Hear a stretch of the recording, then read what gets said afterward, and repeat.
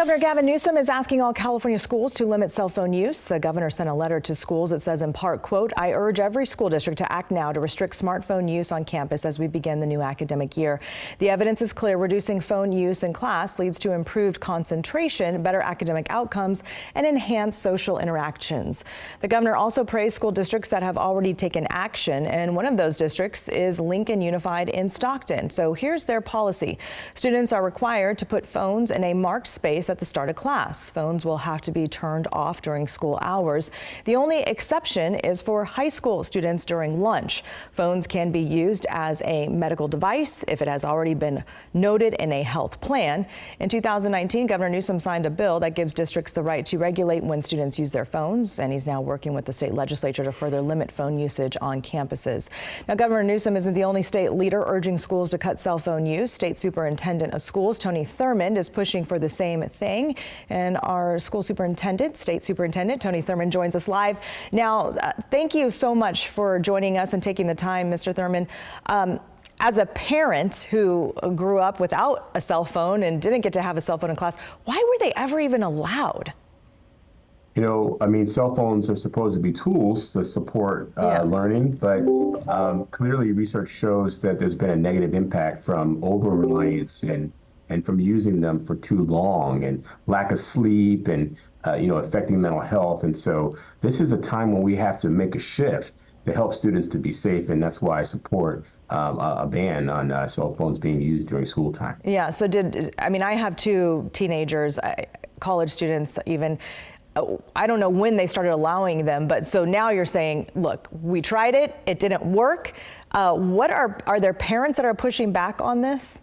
I think some parents will push back because the natural concern is always, what about safety if I need to reach my child? I felt that way. You know, I'm the parent of a teenager and a college-age student, and I can remember when my teenager was told that, hey, your cell phone's got to go in put it away in a pouch and you won't be able to use it. You know, I felt a little bit of concern about safety, but there are ways to promote safety and to offset what's really happening. If something like 90% of students are using their phone during school time, that's creating disruption and opening the door for bullying. And so we have to figure out a way to address safety, but we know that by and large, students will do better when they have less time on their phone, and certainly not during school time. Yeah, I have a 17 and a 15-year-old, so it sounds like you and I are in the same boat. But even in an emergency, couldn't a student get up and, in a true emergency, get it out of that little cubby if there really was some type of huge emergency on campus? You know, you raise a good point. I mean, I think there are ways to have an emergency phone somewhere designated in every classroom. Some of the times the pouches that they put the phone in may be not available to students, but there are other types of technology. And you got to remember, we have some school districts that can't even access a cell phone signal. And so in those cases, there's other technology. We just did a webinar on school safety, and we had a vendor who has what's called a wearable alert, and you push a button and it reaches the principal. And if you push it enough times, it can have a 911 response. And that's great.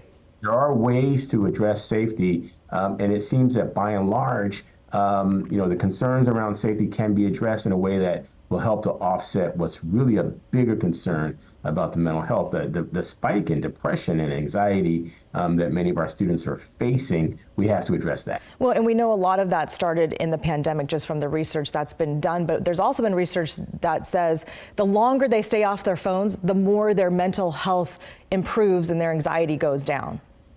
That's right. And you mentioned some districts that have had success here. You know, what they have found is that students do better academically. They encourage students to do more physical activity. And we've known even since before the pandemic, it's been proven that, some of the social media companies, they have these algorithms that make you go deeper and deeper and deeper into use and really pushing you towards addiction of the device. We know that we have to work to help offset that. And we'll be bringing people together. Parents will be bringing together educator groups and administrators. We'll even give social media companies a way to talk. But what I'll be driving towards is how do we make sure we have the resources to address the mental health needs of our students as a result of the impacts of these devices. Yeah, because taking away the cell phone, that's just one small part of it. So it looks like you're looking at the bigger picture and trying to get to the bigger problem.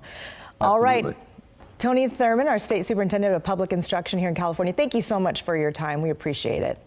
Thank you.